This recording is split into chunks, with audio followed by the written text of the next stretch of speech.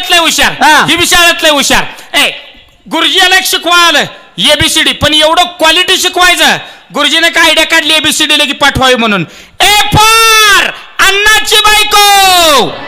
कशा bye ABCD पोरांना लगी पाठवावी म्हणून गुरुजीने एक आयडिया केली. बी फॉर बाळ्याची बायको. सी फॉर चंद्याची बायको. असं करत करत गुरुजी एम पर्यंत आले शिकवत. एम फॉर मंग्याची बायको.